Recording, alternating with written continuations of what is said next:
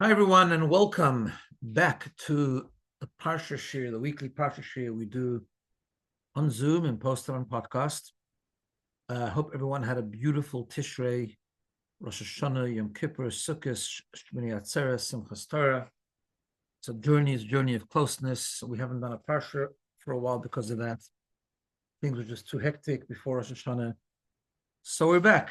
We're back, ready to face the year. And I'll just share one quick idea first.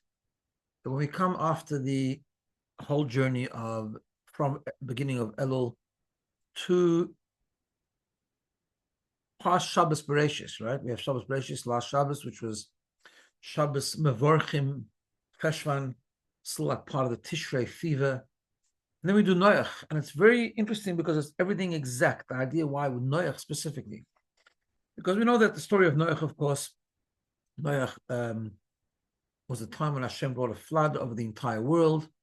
Noach was the time when Hashem destroyed most of humanity except for Noach and his family and so on. And the instruction given to Noach at the very beginning was Boy el hateva, come into the teva. And the famous pshat, the famous idea is that the word teva, I think it's in Baal Shem Tov, that the word teva can also mean words, the words of Torah and the words of tefillah.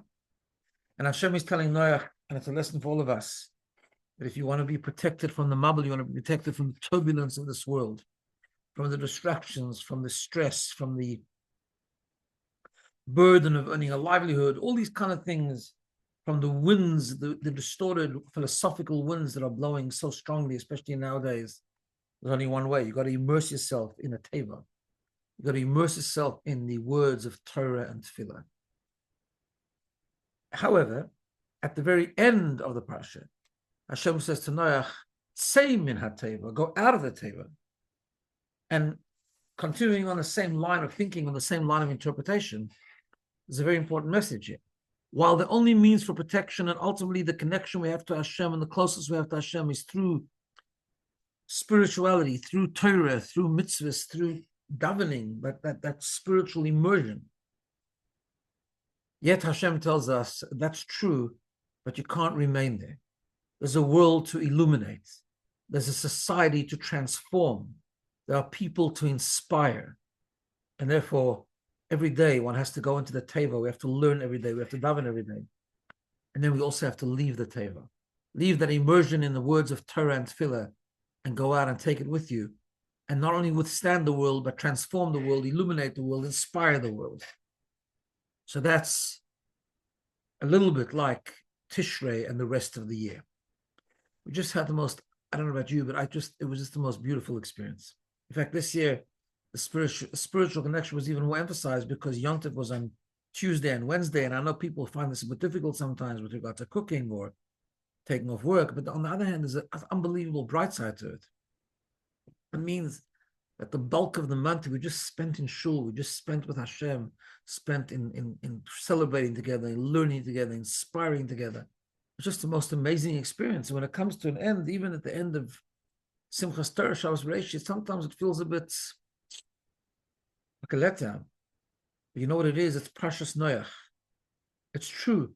In order to withstand the rest of the year, we have to have the experience of Tishrei. We have to immerse ourselves in the Sukkah, in the Yom Kippur, in the Rosh Hashanah, the davening, everything.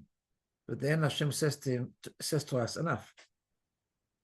Say min ha-teva, go out of the table and go inspire and guide the rest of the world. Go into the mundaneness of the world. In fact, it's interesting because right after Tishrei comes the month of Cheshvan, where there's no Yom Tov, no special day, just a regular routine month. And that's the purpose. It's a regular month because Hashem is saying, now apply what you've experienced just a normal day, a mundane day, a day at the office. Live like a Jew. Inspire someone else to live like a Jew within the normal, boring, routine, mundane cycle of life. That's just an interesting thing about the timing of when we read Parsha Noach. It's always right after the journey that began at the beginning of Elul, really, and ended with Shabbos Bereshis. Okay. Now I'm going to share with you one other idea, an idea that comes from the Sefer. I've quoted it many times, Sorry Alofim, about the beginning of the Parsha. The beginning of the Parsha starts Eile told us Noach ish tzaddik. These are the generations, these are the consequences, the story of Noach. Noach was a tzaddik, and in Chazal and in Mefarshim, it's raised the concept of why it says the word Noach twice. Zohar deals with it, Kabbalah deals with it, and so on. So he has a very interesting take on the whole idea of the double Noach. What is the double Noach? He starts with the following idea. He says, how could it be that the generation of the Mabul had fallen to such a low state, deserving a flood, deserving destruction and annihilation?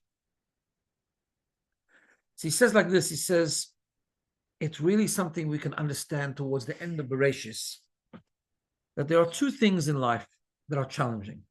There are two things in life that could prevent and stand in the way from a person's spiritual growth or spiritual connection or practice or immersion.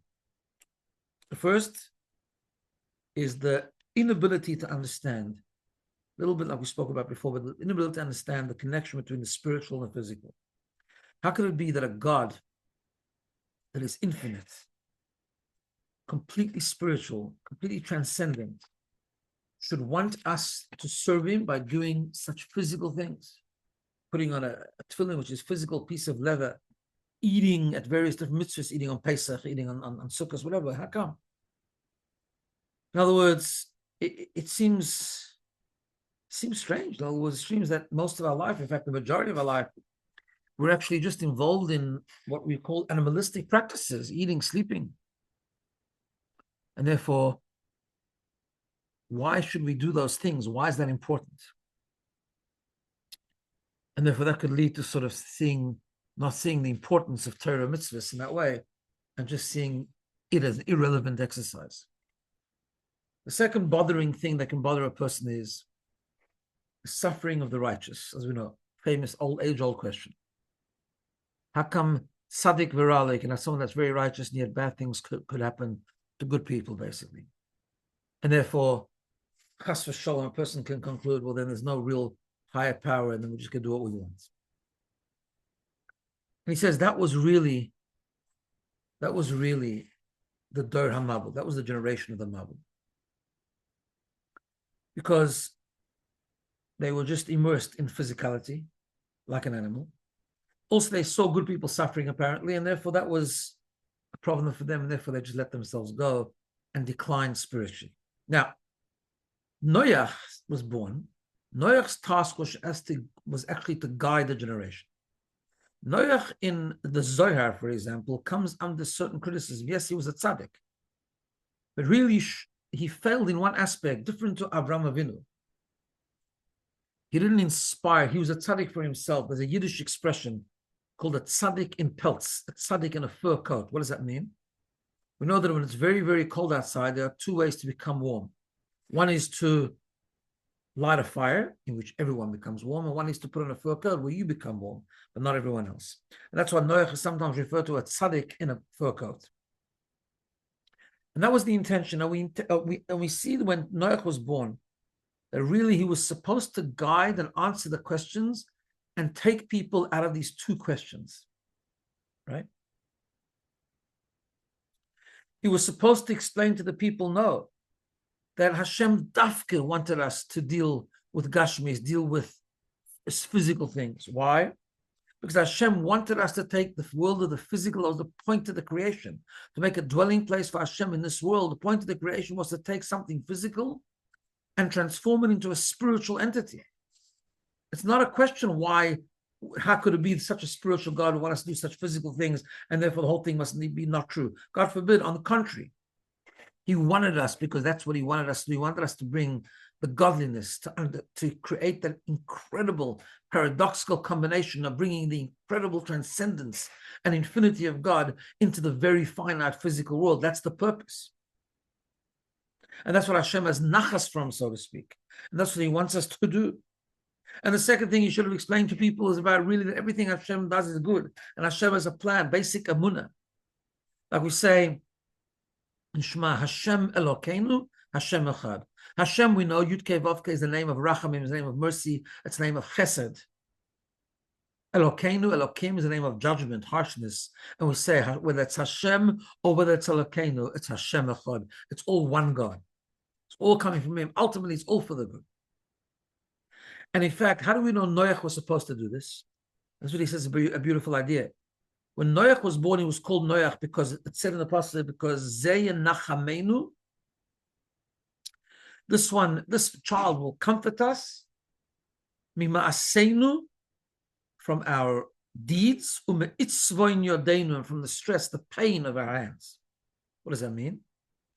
He should have brought calmness, he should have brought strength in two things. Ma'asenu, our behavior, explaining why most of our life has to be involved in physical things. And itzvoin yodenu, the word itzvoin comes from the word atzvos, the sadness, the despondency from seeing people that are good going through challenging times. And that's why the pasuk starts up by saying, Eile told us Noach, Noach. These are the generations of Noach, Noach, twice Noach, because he had two jobs. To understand us, to explain to us, to guide the generation on the importance of connecting the physical and the spiritual, and instilling emunah that everything that comes from Hashem is good, whether it's chesed or it's din or it's judgment, it's all Hashem echad, it's all one thing. And we say that Noach failed in that. Noach didn't do that. Because the pasuk continues and says, Es ha'elokim hischalech Noach. Noach walked with God. Es ha'elokim hischalech Noach. What does that mean? What does that phrase come to tell us? It says, Eila told us, Noach, these children of Noach. Noach was a tzaddik. Tomo Yobed he was perfect in his generation. Es ha'elokim hischalech Noach. He walked with God. What does that mean? We already know he was a tzaddik. He was a good person, etc. It means like this. First of all, he detached himself from the physical. He just was immersed in godliness. He didn't show the way how you have to bring the godliness into the physical. He just walked with God. He just walked with spirituality and godliness. Second, instead of explaining to everyone everything that God does that seems like harshness, seems like gevura, is really good, because kol mad ovid rachmana tav ovid, everything that Hashem does is really for the good. What he really demonstrated was, no, it's not necessarily good, but that's Hashem. He just leads with din, he leads with judgment. And that's what it means, esolakim misolach. He walked with Elakim, he publicized the concept of din, of judgment, of harshness. And he didn't take them away from that pain of understanding why there's harshness. And that's why, as a result, the generation descended and the mabul happened. So yes, Noach was a tzaddik, but and sometimes, and as some of Farshim explain, it doesn't say this, but some of Farshim explain, perhaps he had no other way. Perhaps the evil of the generation was so bad, he had no other way just to remove himself and detach himself.